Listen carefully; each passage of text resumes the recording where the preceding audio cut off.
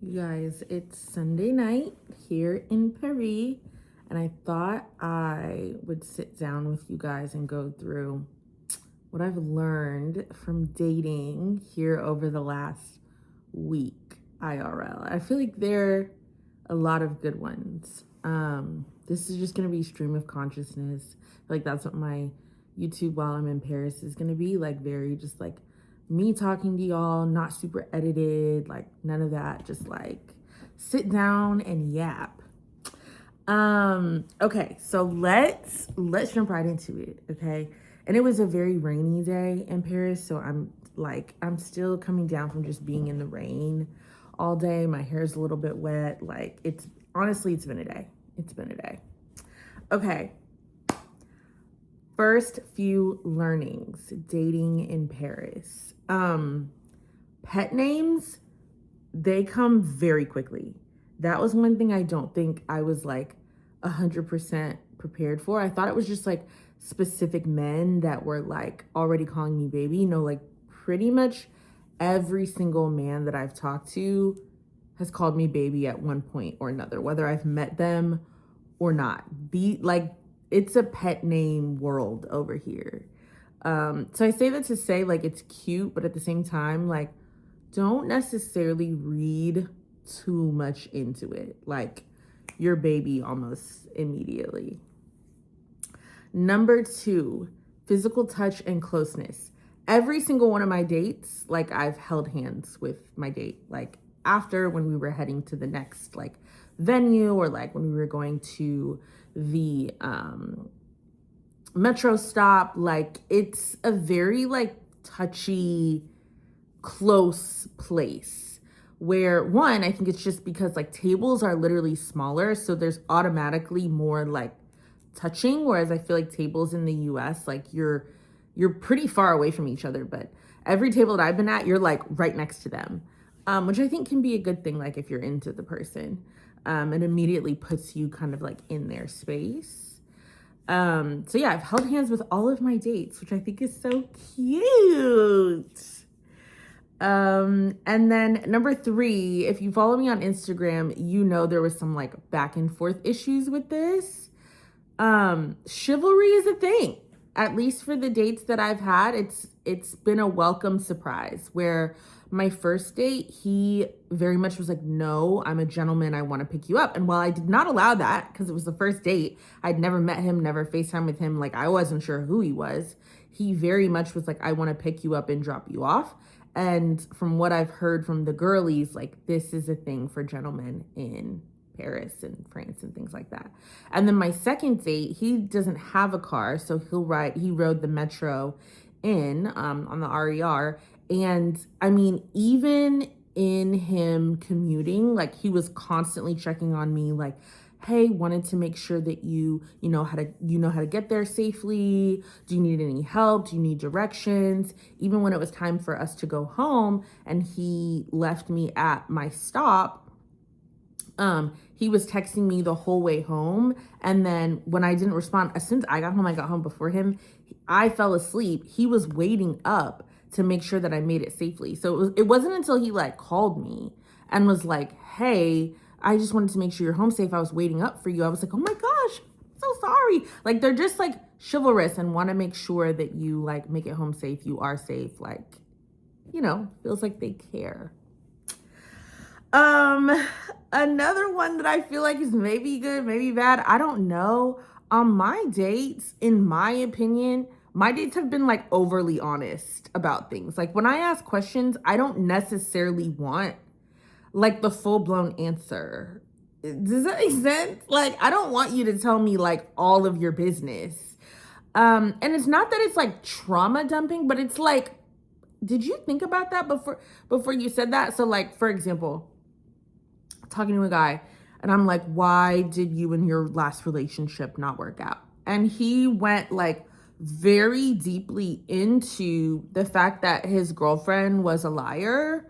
And like, to me, that's enough. You could just say like, oh yeah, she was lying. I found out some things and like, she just wasn't being truthful. No, he went into the full blown story of how like this girl like literally like faked her brother's hospitalization, asked him for money, and then used that money to go to the club. She sounds like a vibe. I was like, what's her at? She sounds amazing.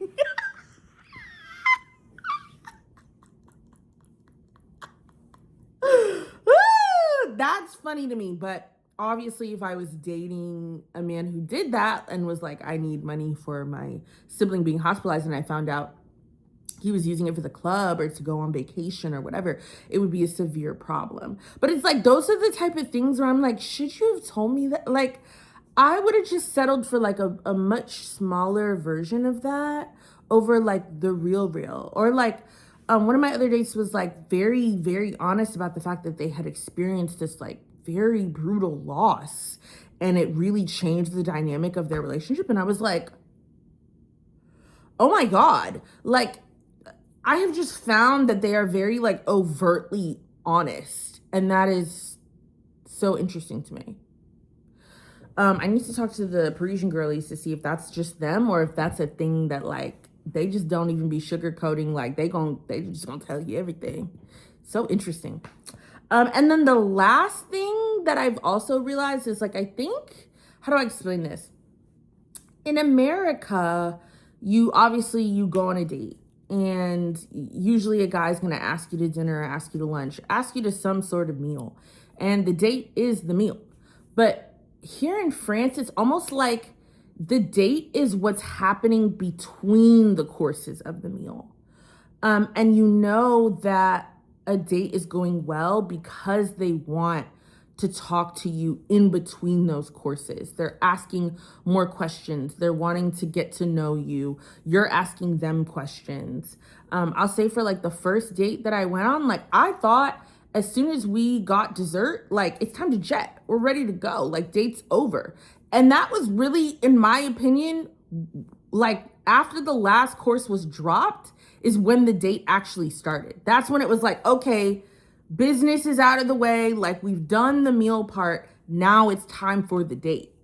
And I felt like that was so crazy, but it also makes a lot of sense. So it's like, once all the kind of like official courses and all that were done, it was like, now I'm ready to get to know you.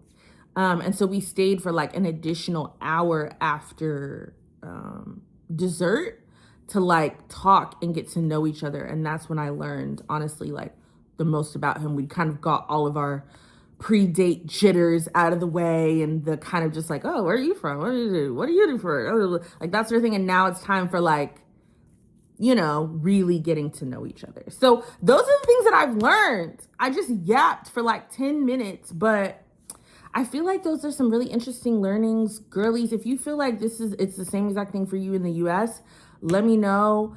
But I feel like these are just like things that are slightly different than what I've experienced in the US. I will also say they're not pen pals over here. Nobody's trying to talk to you all day and night, blah, blah, blah, blah, blah, blah, blah. Like none of the men that I have like, who I've connected with on Hinge have like just tried to like only talk to me on the app. Like they're like, when you get here, I want to see you. Like the CEO is what we call him, like my first date. He was very much so like, I want to be the first person you see when you touch down. The other guy that I saw the other night, like I had to reschedule with him, but like literally like we went to the Christmas market. There was only maybe like 2 days of talking before the date was planned. Like nobody's waiting this like long amount of time. I need to talk to you for a week. I need to do this. No, like it's immediate. They trying to be in your face. They trying to see what you're talking about, which I like. I'm very much into. So I've had a fabulous time. This is fantastic. This is great. We love to see it. So I was going to have another date this evening, but it was just like too much. Like the day just took a lot out of me. So I'm in for the night. I'm good. I hope y'all enjoyed this. I'm going to be reading all the comments. So please comment. What did it say? Comment, like, subscribe. And I'll make more YouTube videos because I love this like sit down thing, whereas like Reels and TikTok, they feel very like I'm trying to go viral, and like I'm not. I'm really just, I want to talk to y'all. So I feel like this serves that a lot better. Okay, bye.